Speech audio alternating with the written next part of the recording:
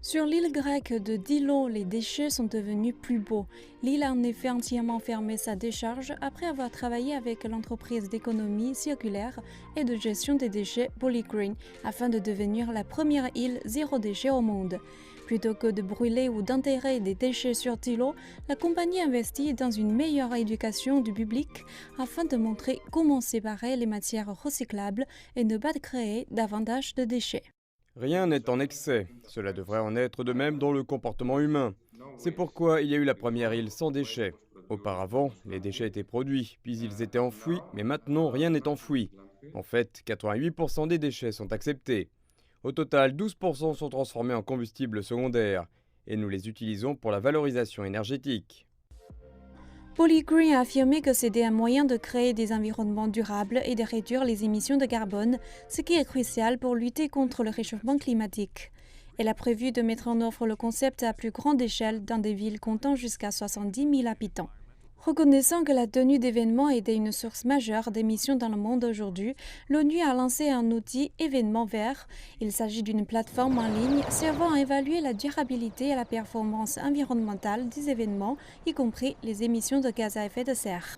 À l'autre bout du monde, les effets de l'augmentation des émissions ayant un impact sur le changement climatique et provoquant des conditions météorologiques extrêmes sont devenus très réels.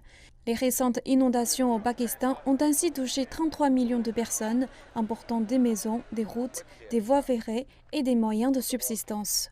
Le secrétaire général de l'ONU, Antonio Guterres, s'est rendu en personne dans la région touchée par les inondations et a déclaré que ce chaos climatique était un aperçu de l'avenir qui nous attend.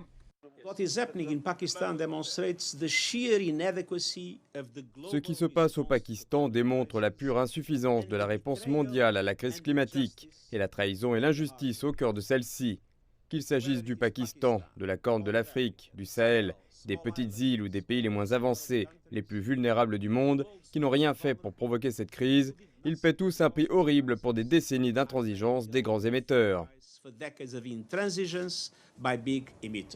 Antonio Guterres promettra de relever les défis du changement climatique dans le discours qu'il prononcera la semaine prochaine devant les dirigeants mondiaux à l'Assemblée générale des Nations unies. De nombreuses opérations de durabilité et d'avenir plus vert seront promues à l'Assemblée générale de l'ONU de cette année. Mais surtout, le secrétaire général de l'ONU a affirmé que tous les pays dirigés par les pays du G20 devaient réduire les émissions de gaz à effet de serre chaque année afin de limiter une augmentation de la température mondiale et de s'assurer que nous ne soyons pas le monde de demain.